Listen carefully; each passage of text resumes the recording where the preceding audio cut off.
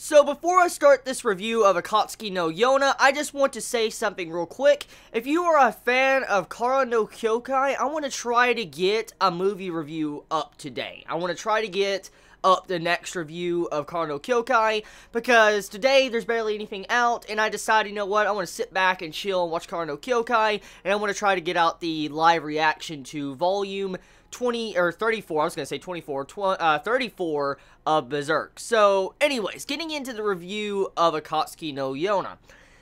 This episode, my god, man, it's so good. I question myself all the time. Like, when I sit down and watch a series and finish it and I'm done with the review and stuff, I always ask, like, why isn't this series that well known? Like, why isn't it as loved as some series that air? Because Akatsuki no Yona, it is just so shocking to see how much consistency it comes when it comes to the quality, the animation, the music, the characters, the pacing, and stuff like that. And I can continue on and on.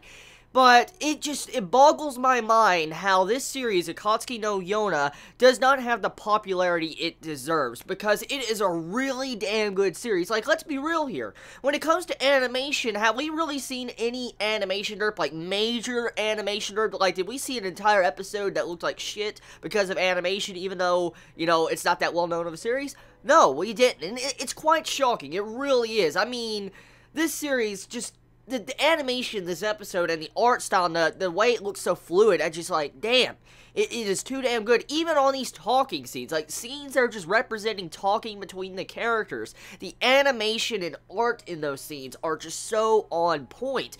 Like, Studio Parrot, or whatever, you know the studio name I'm talking about, the same studio that made Tokyo Ghoul. Well, it's mind-blowing how these people made the exact same series like Tokyo Ghoul. They made Tokyo Ghoul, but they also made this. I'm thinking, like, what the fuck? Like, this studio should honestly stick to slice of life and stuff like that, because this is damn good. This is exactly what this anime studio should focus on, because this is by far one of the best series I have seen, and I still continue to see in recent months. Because even though I don't talk about it much, I don't give it the praise it deserves a lot, this series deserves a lot of praise. It does.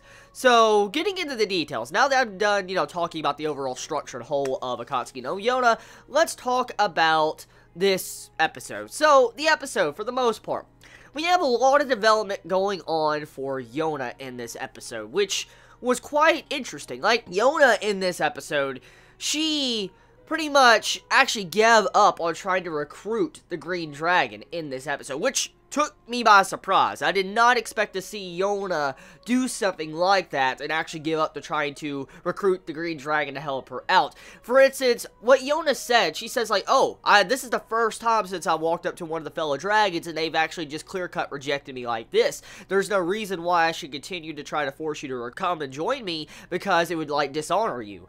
And so to see how Yona was mature enough to understand that and actually didn't try to force him, I love that. It just shows you development in Yona and how much she has changed, but it also shows you how much she loves Hawk, too, because in this episode, right after that entire conversation, you have it to where Yona and Hawk have a little talk in the middle of the night, and Hawk's like, oh, that's really weird, you tell me I have to stay with you and all that, you like, forced me to stay with you. So, it's really funny to see how Yona and Hawk have this romance building up between them, but along the same time, you have it to where Yona is developing as a character, where she respects everybody else's wishes.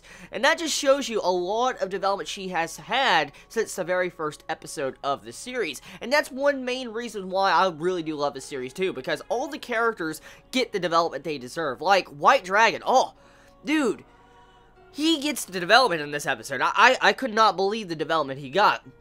Well, he didn't really get much development. What he got was, like, a keystone or a little, you know, thread to development, like, where his character could really develop. Because in the episode, the Green Dragon states to the White Dragon, like, oh, you're just a dragon puppet. You are someone that just follows, you know, your master, and you don't really have your own thoughts of your own. You just follow the thoughts of the previous White Dragons. And that brings up a massive-ass question. Because, you know, the White Dragon, as we've seen since the very beginning of his character introduction, he has praised his, you know, master. He's praised Yona constantly. Like, I love you, master, stuff like that. He constantly said that.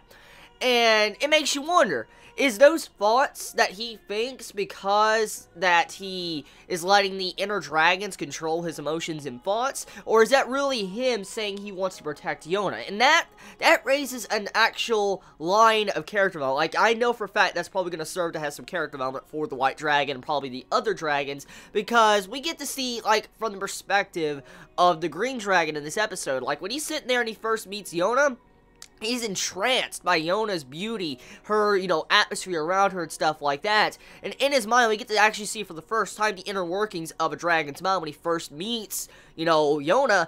And like he said, the Green Dragon was like forcing him to kneel before Yona, and also making him feel like this love and stuff towards her where he can't turn his eyes and look away from her. So it just shows you how much power the dragon blood has over these people. And to see that, it just shows you that they might not even have a will of their own, and this will seek to serve, you know, some form of strengthening of bonds in the future, especially when the White Dragon realizes that he is actually protecting Yona because of his own kindness, his own thoughts, not because he is the White Dragon. So I can't wait to see that development. So tell me your thoughts in the comments below. I love you all so much. You have a wonderful day or not wherever you live. Please be safe. Chibi out.